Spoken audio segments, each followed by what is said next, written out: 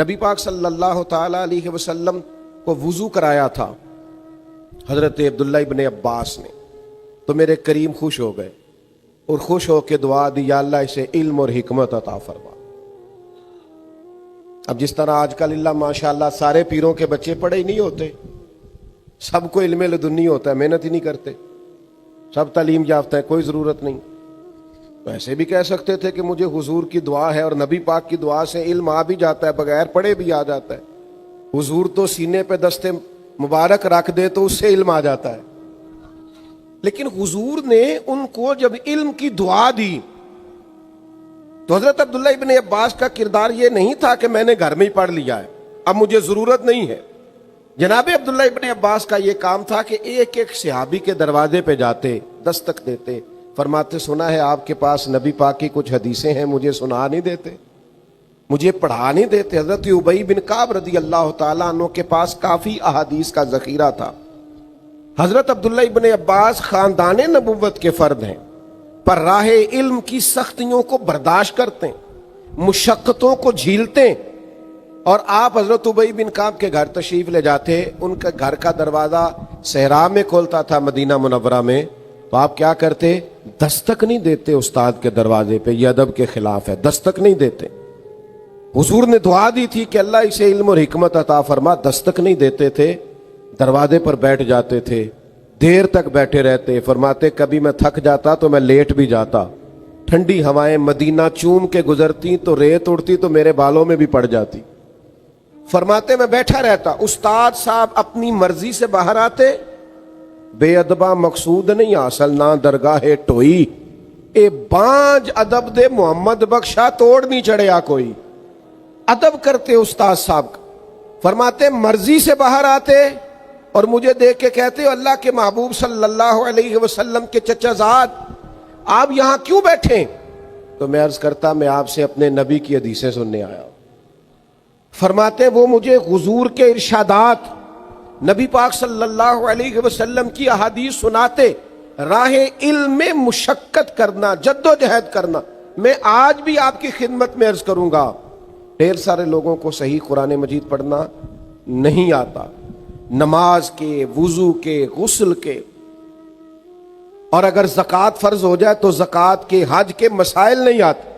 او بھائی اب تو بڑا آسان ہو گیا ہے، آپ تھوڑی جد و جہد کریں، دو دو ایک ایک لائن کر کے سیکھیں، آپ کوشش فرمائیں، مشقت کا راہ اختیار کریں۔ آپ رات کو آ کے کسی استاد کے پاس بیٹھیں، آپ سر شام کسی سے تعلیم لیں، لیکن تھوڑا سا نا، تھوڑی سی مہربانی کریں۔ او بھائی مشقت تو کرنی پڑتی ہے، روٹی پک کے بھی آ جائے اور کوئی لا کے بالکل آپ کے سامنے بھی رکھ دے، اماں پیار کرنے والی ہو تو لقمہ بھی منہ میں ڈال دے، تو چبانے کی تکلیف تو پھر بھی کرنی پڑے گی کہ نہیں؟ آپ کو کچھ نہ کچھ مشقت تو بہرحال کرنی، تھوڑی بہت تو مشقت ہے۔ وہ کوئی آدمی تھا نا، تو وہ مسکرانے، کچھ لوگ ایسے ہوتے ہیں وہ بیچارے مسکرانے کی تکلیف بھی نہیں کرتے کہ چلو ماحول اچھا ہو جائے گا، میری وجہ سے باقی بھی مسکرا دیں گے، تو ان کی بھی کسی نے منت کی، اس نے کہا ہلکا سا تبسم ہو جائے تزئین گلستاں کی خاطر، تکلیف تو تم کو ہوگی مگر پر تکلیف ذرا سی سہتا جا، اور چل تھوڑا مسکرا دے، اس میں تکلیف تو ہوگی، کچھ بندے سنجیدہ ہوتے ہیں نا جی، ہلکا سا تبسم ہو جائے تزئین گلستاں کی خاطر، ذرا پھول مہکنے لگیں گے، دائیں بائیں ماحول اچھا ہو جائے گا، ہلکا سا تبسم ہو جائے تزئین گلستاں کی خاطر، اور تکلیف تو تم کو ہوگی مگر چل تکلیف ذرا سی سہتا جا۔ تو بھائی آپ مشقت کا مزاج، علم کے رستے میں مشقت، پھر عمل کے رستے میں مشقت۔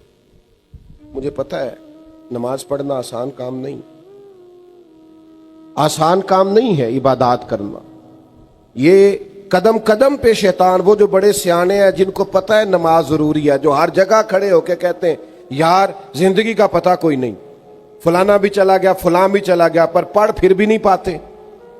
یہ آسان کام ہوتا تو سارے مسلمان نمازی ہوتے۔ اللہ کہتا ہے وَاسْتَعِینُوا بِالصَّبْرِ وَالصَّلَاةِ، اے ایمان والو صبر اور نماز سے مدد مانگو، وَإِنَّهَا لَكَبِیرَةٌ، یہ دونوں کام ہے مشکل، صبر بھی مشکل ہے، نماز پڑھنا بھی، إِلَّا عَلَى الْخَاشِعِينَ، मगर जो अल्लाह से डरते हैं उन पर कोई मुश्किल नहीं। उनके लिए नमाज पढ़ना भी आसान है, सब्र करना भी आसान। मुशक्कत है। मुझे बहुत सारे दोस्त कहते हैं मैं 4 नमाजें पढ़ता हूं तो फजर में आंख नहीं खुलती, तो मैं कहता हूं फजर वाली नमाज ही तो मजेदार है। जब जरा बिस्तर छोड़ना पड़ता है, जब जरा नींद से उठना पड़ता है, जब महसूस होता है कि ये ना कारोबार के लिए उठा है, ना फ्लाइट के लिए उठा है, ना दोस्तों के लिए उठा है, ना बस पकड़ने उठा है, इसने जो गहरी नींद छोड़ी है, तो इसका दिल करता है मैं उठ के अपने रब को सजदे करूं। आप जरा गौर फरमाए ना, अगर ये मुशक्कत वो तहज्जुद के लिए करे इबादत की, यानी ऐन सहरी में उठे, और हुजूर फरमाते हैं अगर जवान उठे, नौजवान उठे, चढ़ती जवानी है, जज्बात है, नींद भी गहरी आती है, सोने को भी जी चाहता है, घर में एसी भी लगा हुआ है, सहूलियात भी है, पर सारा कुछ छोड़ के उठा है तहज्जुद पढ़ने के लिए, तो अल्लाह के प्यारे रसूल सल्लल्लाहु ताला अलैहि वसल्लम फरमाते हैं जवान आदमी जब तहज्जुद पढ़ने के लिए खड़ा होता है ना, तो उसे देख के रब मुस्कुराता है जो उसकी शान के लायक। अल्लाह मुस्कुराता है जो उसकी शान के लायक है, जो उसकी अजमत के लायक है, जो उसको शाया है। समझ लीजिएगा और याद रखिएगा, पहले इल्म के रास्ते की मुशक्कत, इसके बाद अमल के रास्ते की मुशक्कत, इबादात के लिए जद्दोजहद, थोड़ी सी कोशिश करना, थोड़ी हिम्मत करना, और थोड़ी जद्दोजहद के साथ इबादात को सर अंजाम देना, और फिर तरबियत औलाद के लिए थोड़ी सी मेहनत करना, कोशिश करना। आपकी खिदमत में अर्ज करूं, हमारी औलादें हमसे बड़ा ही सीखती हैं, हमारे लबो लहजे से, हमारे खाने पीने से, पहनने से, ओढ़ने से। हमें थोड़ी मेहनत करनी होगी अपनी औलाद की तरबियत के लिए। लेक्चर ना दें उनको, अपना किरदार बेहतरीन करें।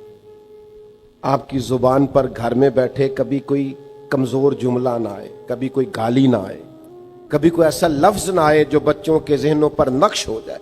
आपको कभी बच्चे किसी की तौहीन करता ना देखें, किसी का मजाक उड़ाता ना देखें, किसी की गुर्बत में उसकी गुर्बत का मजाक उड़ाता ना देखें। आपके बच्चे कभी ऐसा ना महसूस करें कि हम किसी से बड़े हैं। एक गवर्नर थे जनाब उमर के जमाने में, उनके बेटे ने किसी गरीब के बेटे पर जुल्म किया, तो जनाब उमर ने उनके बेटे को दुर्रे लगाए, तो बाद में कहा इस गवर्नर को भी सजा दें, इसे ऊंट चराने पे लगाएं। तो कहा जनाब गवर्नर साहब की क्या गलती, गलती तो बेटे की है। तो जनाब उमर फरमाने लगे ये इसके दिल में बात किसने डाल ली है कि तू गवर्नर का बेटा है? किसने सिखाया है कि तू चौधरी का पुत्र है? किसने बताया है कि तेरी शान बड़ी है, तू आगे ये सजा का हकदार है?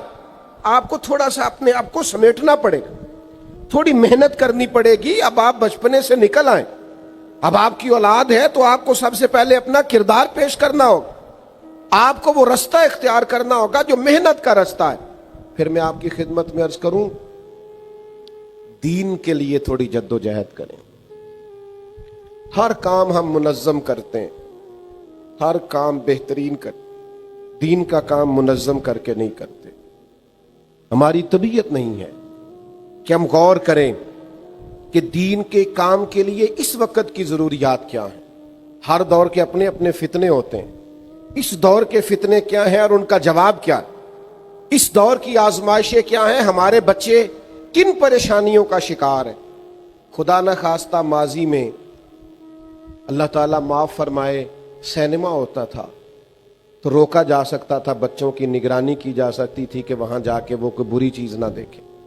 फिर उसके बाद कुछ ऐसी टेक्नोलॉजी आएगी, कुछ केस्टें थी और बच्चे ला के किसी मखसूस जगह पे उसको लगाते थे, तो डर होता था कोई गाना बाजा, कोई कमजोर चीज ना देखें। अब तो दौर बदल गया, अब तो आपके बच्चे की जेब में हर चीज सिमट के आ गई। वो बेचारा मजबूर है, वो तो अच्छी चीज देखते देखते ही उसने थोड़ा आगे पीछे किया है तो गलीज चीजें आने लगी हैं। अब तो आपको इस फूल की, इस नौनिहाल की ज्यादा निगरानी करनी।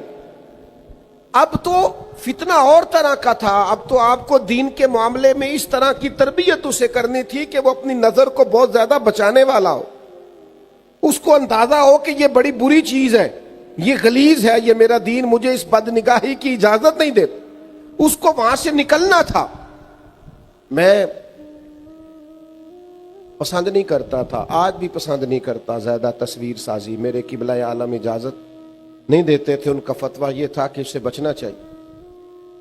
آج بھی میری طبیعت نہیں مانتی زیادہ، لیکن جب میں یہ دیکھتا ہوں نا کہ چلو موبائل پہ چلتے چلتے ہو سکتا ہے کوئی میری عاجز کی بات ہی سن لے اور کوئی ٹوٹا پوٹا جملہ اس کے دل سے ٹکرا کے گزر جائے، چلو اثر کرے نہ کرے، سن تو لے میری فریاد. نہیں ہے داد کا طالب یہ بندہ آزاد. تو میں اللہ تعالیٰ مجھے کروڑ دفعہ معاف کرے اور میرے گناہوں کو اللہ درگزر کرے. مجھے سینکڑوں ہزاروں لوگ زندگی میں ملے ہیں انہوں نے کہا صاحب وہ آپ کے 2 جملے سنے تھے تو اللہ تعالیٰ نے دل میں اثر پیدا کر دیا تو چھوڑ دیا.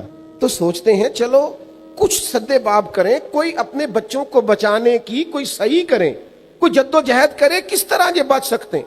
آپ فطرت کو کچلے نہیں، آپ ان کو صحیح چیز دے دیں دیکھنے کو، آپ صحیح مواقع فراہم کر دیں، دین کا کام جدید انداز میں کریں.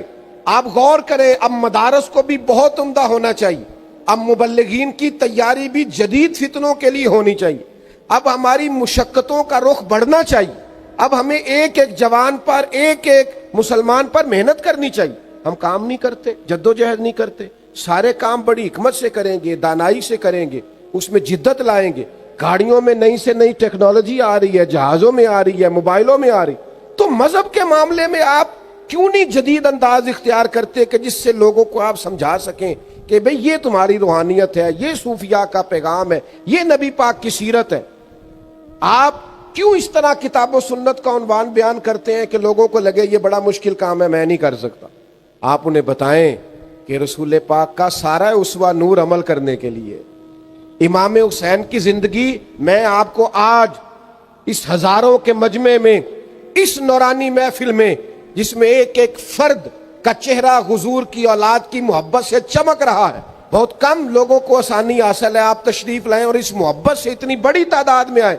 میں آپ کو ذمہ داری سے بتانا چاہتا ہوں کہ جو لوگ سر اٹھا کے جینا چاہتے ہیں اور جو لوگ اپنی عزت اور وقار کے ساتھ زندگی گزارنا چاہتے ہیں اور جو کسی جگہ جھکنا نہیں چاہتے اور جو کبھی کمزور نہیں پڑنا چاہتے اور جو ٹینشن سے، ڈپریشن سے، انزائٹی سے، سٹریس سے باہر رہنا چاہتے ہیں، ان کا ایک ہی علاج ہے کہ وہ امام حسین کی زندگی کو پڑھا کریں، وہ حسین ابن علی سے فیضان حاصل کریں. ان کو سمجھ آئے گی کہ جینا کس کو کہتے ہیں، کھڑا ہونا کس کو کہتے ہیں، حوصلہ کس کو کہتے ہیں، صبر کس کو کہتے ہیں، فکری تازگی کیا ہوتی ہے، توانائی کیا ہوتی ہے. اور مجھے کہہ لینے دو، ان کو پتہ چلے گا. سیدہ کا لال بتائے گا کہ اطمینان کس کو کہتے ہیں، سکون کس کو کہتے ہیں، طبیعت کا ٹھہراؤ کیا ہوتا ہے. یعنی امام حسین کی مسکراہٹ، ان کا اطمینان، ان کا کربلا کے میدان میں سارے زخم کھا کے مسکرانا، یہ مار گیا تھا یزیدیوں کو، یہ تباہ کر گیا تھا یزیدیوں کو. کیونکہ وہ سچے تھے، انہیں سامنے جنت نظر آ رہی تھی، نانا مصطفیٰ کریم علیہ السلام کا استقبال کرنا دکھائی دے رہا تھا، انہیں نظر آ رہا تھا مولا علی مجھے سینے سے لگائیں گے، میری ماں سیدہ مجھے اپنی باہوں میں لے گی، نظر آ رہا تھا. چونکہ سچے تھے، حق پہ تھے، لہذا جان بھی دی تو مسکرا مسکرا کے دی. ہم تو دشمن کو بھی پاکیزہ سزا دیتے ہیں، ہاتھ اٹھاتے نہیں، اسے اس کی نظروں سے گرا دیتے ہیں. ہے تھوڑا مشکل، مشقت والا. یہ جو شمر تھا نا پانی بند کرنے والا اور حضور کی اولاد پاک کو قتل کرنے والا، جب مختار سقفی کی فوجیں اس کے پیچھے لگی نا تو یہ دوڑا مدینے کی طرف، مضافات مدینہ میں دوڑتا دوڑتا دوڑتا دوڑتا ایک ایسے خیمے میں داخل ہوا جس خیمے کے اندر مصلی پہ امام زین العابدین تشریف فرما رضی اللہ تعالی. یوں نظر اٹھی امام علی مقام. دکھ بھی نہیں بندے کو بھولتے، دشمن بھی بندے کو نہیں بھولتے، جس نے تکلیف دی ہو وہ بھی اکثر یاد آتا ہے. تو امام نے یوں نظر اٹھائی، دیکھا چونکہ وہ دوڑا آیا تھا اور گرمی کا موسم تھا تو سانس پھولا ہوا تھا. تو امام فرمانے لگے پانی پلاؤں؟ دشمن ہے نا. میں نے کہا کام مشکل ہے اور انسان آیا ہی مشقت میں، ذرا اپنے آپ کو مشقت میں ڈالے نا. پانی پلاؤں کس کو؟ جس نے پانی بند کیا. تو شمر سمجھا کہ انہوں نے پہچانا نہیں. इमाम उठे, मटके से पानी प्याले में डाला और भर के दिया, कहा पी लो। प्यास बड़ी शदीद थी, वो पी गया। इमाम ने एक प्याला और भर के दिया, तीसरा प्याला और दिया, जी भर के पानी पी लिया, थोड़ा सस्ता लिया, सांस बहाल हो गई। इमाम मुसल्ले पे चले गए। उसे भी महसूस हुआ कि जो फौज मेरे पीछे लगी थी वो दाएं बाएं हो गई। वो बाहर निकला। हाय, काम तो मुश्किल है, पर मैंने कहा दुश्मन को इस तरह भी मारा जा सकता है। ये भी है किरदार और इखलाक की अजमत जिससे दुश्मन कत्ल होते हैं। बाहर जाके ना तो वो शर्म से पानी पानी हो गया, लौट कर फिर अंदर आया। तो उसे पता था कि फौजे मेरे पीछे हैं, मरना तो मैंने है ही, तो एक सच ना बोल जाऊं जाते जाते। कहने लगा ज़ैनुल आबिदीन शायद पहचाना नहीं, शर्म से गर्दन झुकी हुई, शायद आपने पहचाना नहीं। तो इमाम अल्लाह का जिक्र कर रहे थे, यूं आंख मुबारक उठाई, फरमाया करबला में मेरा सारा खानदान तूने प्यासा ज़िबा कर दिया, मैं तुझे भुला सकता हूं? तू जैसे ही अंदर आया है मुझे 6 माह के अली असगर की वो खून में लथपथ लाश मुबारक याद आ गई थी। तू जैसे ही अंदर आया मुझे चचा अब्बास के कटे हुए बाजू और उनकी दर्द याद आई थी। मैंने अपनी पुप्पी को जिन सिसकियों के को अपने आप को समेटते और सब्र करते देखा है, वो कैफियत याद आई। और तू जैसे ही अंदर आया है मुझे अपने बाप का नेज़े पे चढ़ा हुआ सर याद आया था। ये कहते कहते इमाम के फिर आंसू निकले। आंसू पूछे तो शिमर घुटनों के बल बैठ गया। कहने लगा ज़ैनुल आबिदीन पहचान गए थे तो फिर पानी क्यों पिलाया? तो इमाम ने यूं करके आंसू पूछे। कहने लगे मजबूर बड़ा हूं ना, अली का पोता हूं, मैं करूं क्या? मैं अली का पोता हूं, सैयदा का पोता हूं, मैं हुसैन का बेटा हूं, मेरे घर का रिवाज ही कुछ इस तरह का है। मैं अपनी खानदानी वजाहत से मजबूर हूं, तुम्हारा काम पानी बंद करना है। हमें सिखाया गया है दुश्मन भी आए तो प्याले भर भर के पिलाना है। तो अगरचे मुश्किल है पर ये मुशक्कत करनी है, इखलाक को उस दर्जे पर लेके जाना है। हमारा स्टेटस नहीं कि दुश्मन की तरह उसकी सतह पे आकर उससे मुकाबला करें। हमारे उस्ताद साहब थे, तो किसी साहब ने ना कोई मसला ऐसा उठाया अकीदे के ताल्लुक से, और साथ उसने बड़े बड़े गलीज लफ्ज बोले। तो साथ साहब फरमाने लगे जो दलील उसने मांगी है उसका जवाब तो मेरे पास है, मैं दे देता हूं, और ये जवाब है। दूसरा फरमाने लगे जो जुबान उसने इस्तेमाल की है वो मुझे ना मेरे दीन ने सिखाई है ना मेरे उस्तादा ने सिखाई। ये लबो लहजा मोमिनों का लबो लहजा। स्टेज पे भी आप वो बोलियां बोलेंगे जो बाजारों में बोली जाती हैं। आप दीनी और मजहबी स्टेज पर भी वो कलाम करेंगे जो घटिया लोग करते हैं, जो अंदाज दुरुस्त नहीं होता, जो शान आम मोमिन की नहीं, वो आप बात करेंगे। तो थोड़ी मुशक्कत करें, अजीमत का रास्ता इख्तियार करें, रुखसत पर अमल ना करें, थोड़ी मुशक्कत हो। इसमें थोड़ी सी ना हजरत अब्दुल्ला जुल बजादैन एक सहाबी थे, कलमा पढ़ गए। वालिद पहले ही नहीं था, चचा ने पाला था। चचा से कहने लगे मैंने हुजूर के पास जाना है। तो कहने लगा अगर जाना है तो सारा कुछ छोड़ के जाना पड़ेगा। कहते मैं पहले भी कई दफा सोच चुका था कि तू यूं ही कहेगा। उसने पैसे भी जेब से, ये देखो ये रास्ता है अजीमत का रास्ता। रुखसत तो ये थी ना कि अभी मैं मजबूर हूं, असबाब नहीं है, कैसे आऊं। ये रास्ता रुखसत गुंजाइश थी। चचा ने कहा कि मैंने चूंकि सारा कुछ दिया है, जेबें खाली करो, कर दी, कोई जमीन में से हिस्सा नहीं मिलेगा। चचा जरूरत ही नहीं, कहा ये हर चीज मैं रख लूंगा, का रख ले। ओ सुनो ना, राह अजीमत भी तो कोई राह होती है ना। ये क्या हुआ कि मेरे पास 10 करोड़ था तो मैंने लाख अल्लाह के रास्ते में दे दिया, ये भी तो जरा देना देखो ना। मैं इतने लाख लगा के हाज उमरे पे गया, ये भी मदीने जा रहे हैं, जरा इनका भी हुजूर के बारगाह आली मर्तबत में जाना देखो ना। रुखसत हो रहे हैं हर चीज दे के। चचा ने पीछे से आवाज दी, कहा ये जो कुर्ता और तहमद आपने पहन रखा है ना, शलवार कमीज, ये भी मैंने दिया था। ओए होए, उतार के ना वो कुर्ता भी और वो लिबास भी चचा को दिया। तेनू लब दिया आप गवाचे।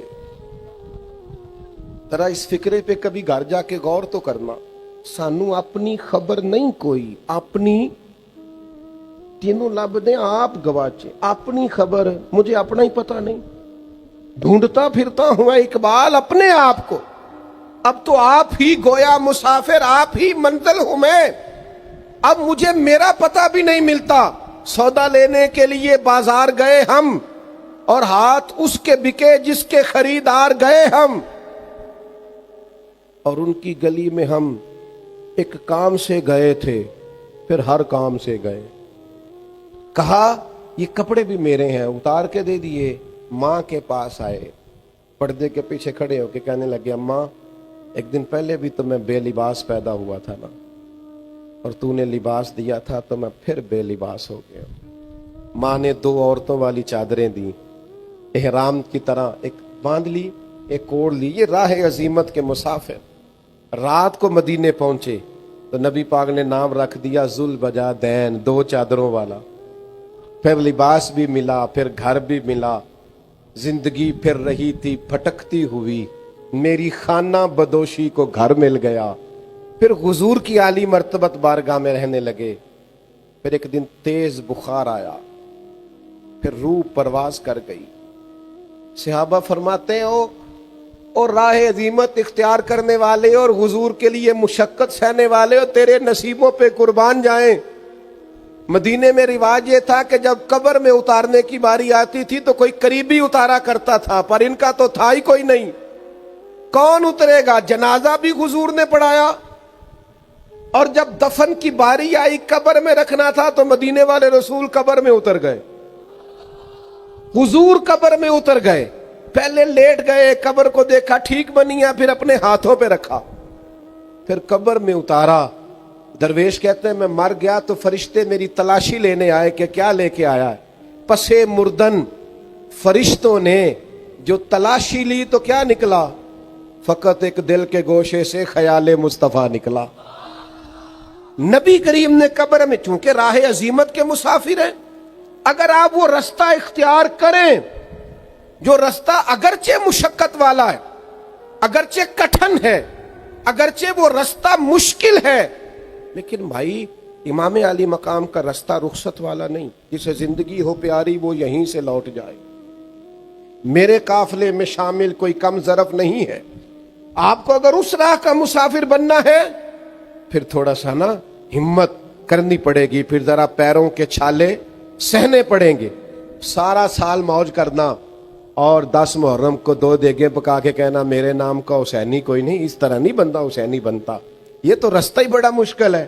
میں آج نا جو بھی پنچایت بیٹھتی ہے نا اس میں ہر بندے کہتا ہے جی میں تو جی یزید کے خلاف لڑ رہا ہوں، تو اچھا وہ یزید ہے تو آپ معاذ اللہ حسینی ہونے کے دعوے دار ہیں۔ میں آپ کو بڑی ذمہ داری سے سوچ سمجھ کر عرض کرتا ہوں، تمام صحابہ کی عظمتوں کو سلام، ہر ایک کی قدموں کی خاک ہماری آنکھوں کا سرما، جہاں جہاں سے وہ گزرے، اہل بیت نبوت کا ہر فرد ہماری آنکھوں کا تارا۔ اور بڑا مشکل کام ہے حسینی بننا، بڑا مشکل، یہ راہ بڑا مشکل ہے۔ یعنی اپنے ہاتھوں پہ 6 مہینے کے بچوں کو اپنے سامنے روحوں کو پرواز ہوتے دیکھنا، کمر ٹوٹ جاتی ہے، لوگوں کے حافظے کمزور ہو جاتے ہیں ایک بیٹے کا جنازہ پڑھ کے، لوگ بہکی باتیں کرنے لگ جاتے ہیں، لوگ کہتے ہیں جب سے بیٹا گیا ہے نا اس کی طبیعت اور طرح کی ہو گئی۔ یہ بڑا بوجھ والا کام ہے زندگی میں نا، یہ رخصت والی راہیں تلاش کرنی چھوڑ دیں، ذرا اگلے مورچوں پہ بیٹھنے کا شوق پیدا کریں۔ ہوا اگرچہ تیز آئے گی، یہ چھوٹی چھوٹی مخالفت ہوتی ہے ہمارے علاقوں میں، ہمارے ذہن پہ سوار ہو جائے، اور چھوڑو یار، آپ راہ تو دیکھو، شکست کھائے تو شرم سے پانی پانی ہو، دعا کرو کہ دشمن بھی خاندانی ہو۔ آپ کسی مضبوط دشمن تو کوئی دشمن تو اچھا، آپ چھوٹی چھوٹی باتوں سے پریشان ہو گئے۔ اپنی زندگی میں وہ راہ جو عظیم، یہ دیکھو نا 2 صحابہ ہیں، احد کی رات ہے، حضرت سعد بن ابی وقاص اور حضرت عبداللہ بن جہش رضی اللہ تعالی۔ صبح نہ احد کی جنگ ہونی تھی تو حضرت عبداللہ حضرت سعد بن ابی وقاص سے کہنے لگے یار صبح جنگ ہونی ہے، دعا نہ کر لیں؟ فرمایا ٹھیک ہے کر لیتے ہیں۔ تو حضرت سعد دعا کر رہے ہیں، کہتے ہیں اللہ صبح میرا نہ کسی مضبوط دشمن سے مقابلہ ہو، وہ مجھ سے لڑے میں اس سے لڑوں. آپ دعا کرتے ہیں اور جناب عبداللہ آمین کہتے ہیں. یا اللہ مجھ سے لڑے میں اس سے لڑوں، پھر میں اتنی طاقت سے لڑوں کہ اسے گراؤں، پھر میں تیرے دین کے اس دشمن کو قتل کروں، پھر اس کی زرہ اتاروں، پھر اس کی تلوار لوں، مال غنیمت میں جمع کراؤں، پھر حضور کی بارگاہ میں جا کے گویا شاباشی لوں. کہتے ہیں میں نے دعا کر دی، انہوں نے آمین کہہ دیا. اب حضرت عبداللہ کہنے لگے چل اب میں دعا کرتا ہوں تو آمین کہہ. کہنے لگے اللہ سویرے میرا کسی مضبوط دشمن سے مقابلہ کرانا. کہا آمین. حضرت عبداللہ دعا مانگ رہے ہیں، جناب سعد آمین کہہ رہے ہیں. کہا اے اللہ وہ مجھ سے لڑے میں اس سے لڑوں. کہا آمین. اے اللہ پھر نہ اتنی شدید جنگ ہو کہ وہ کافر مجھ پر غلبہ پا جائے. یوں آنکھ کھولی حضرت سعد.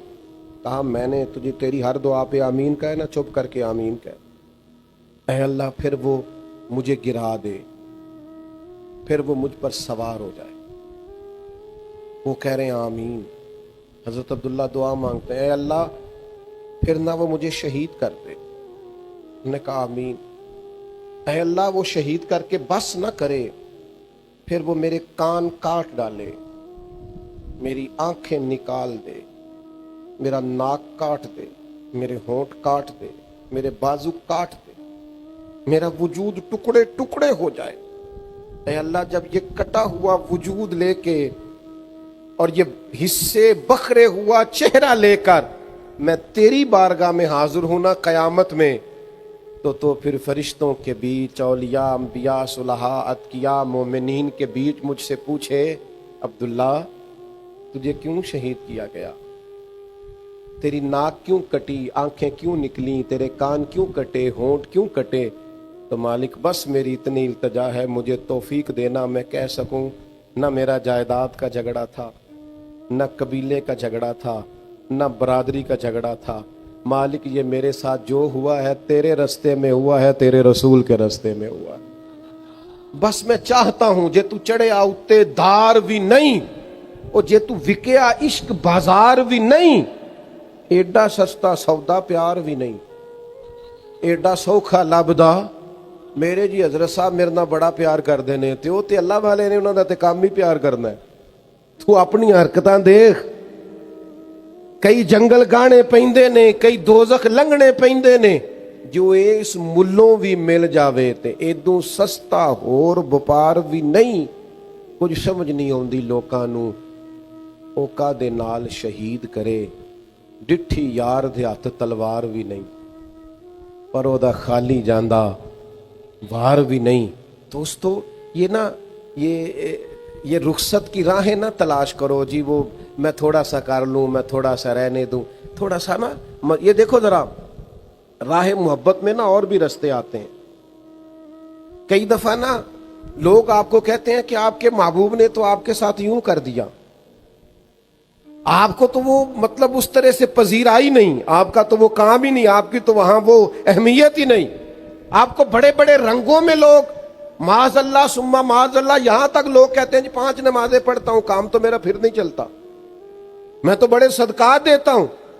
آپ کا ذہن بنایا جاتا ہے کہ آپ کی تو قبولیت ہی نہیں، آپ تو وہاں تک پہنچے ہی نہیں، آپ کو تو وہ ملا ہی نہیں، آپ کو تو قربت ہی نہیں. معاذ اللہ تعالیٰ لوگوں کو خیال ہوتا ہے اتنا دین پہ عمل کیا تو مجھے کیا ملا. یہ بڑی شاطرانہ چال ہے نفس اور شیطان کی.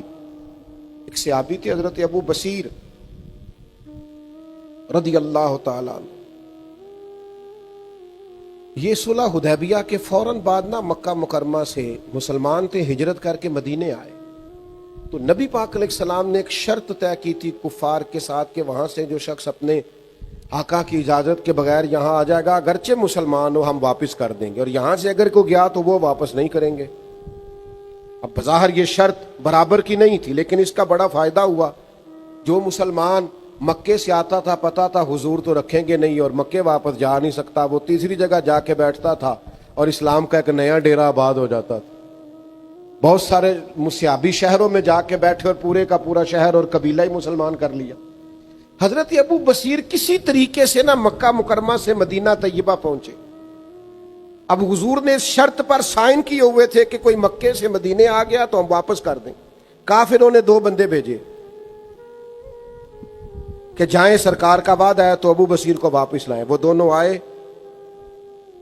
جناب ابو بصیر کو لینے کے لیے نبی پاک علیہ السلام کی خدمت میں عرض کیا, یا رسول اللہ صلی اللہ علیہ وسلم, یہ آپ نے وعدہ کیا تو ان کو واپس بھیجیں, تھوڑی دیر کے لیے ذرا غور کرنا. کتنا مشکل تھا سرکار کے لیے آئے ہوئے کو واپس بھیجنا, لیکن حضور نے فرمایا ہم وعدہ کر چکے ہیں, ہم تمہیں مدینے نہیں رکھ سکتے. عرض کی یا رسول اللہ مجھے کوئی شکوہ نہیں, گویا حضور آپ جیسے حکم کریں گے. یعنی ایسا حکم جو بظاہر عام آدمی کی طبیعت کے خلاف ہو, حضور نے مدینے سے بھیج دیا. مدینے سے باہر جا کے جناب ابو بصیر کہنے لگے لو میرے محبوب کا ذمہ ختم ہوا, اب میں جانوں اور تم جانے. کسی طریقے سے ایک کو قتل کیا, دوسرا بھاگ گیا. سمندر کے کنارے اس رستے میں ڈیرا لگا لیا جو رستہ مدینے کو جاتا تھا. مکے جا نہیں سکتے تھے, مدینے آنے سے حضور نے پابندی لگا رکھی تھی.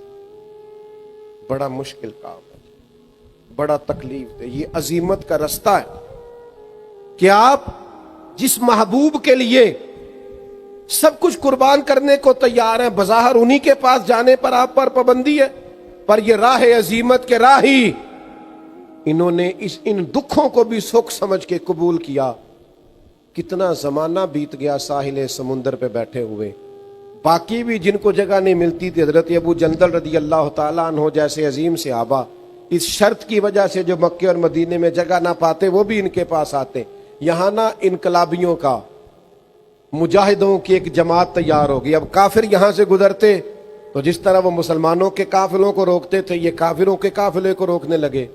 جس شرط پر بڑا اتراتے تھے نا کفار مکہ, اب انہی لوگوں سے وہ پریشان ہوئے کہ یہ تو جگہ جگہ جتھے بن گئے, حضور کے ہاں جا نہیں سکتے, ہم نے ان کو یہاں سے تکلیف دی ہے, قربان جائیں. اب شرط ختم کرنے کے لیے خود حضور کی بارگاہ مہربانی کریں آپ ان کو بلا لیں مدینے. کفار آئے, زندگی کے بھی اپنے رنگ ہیں.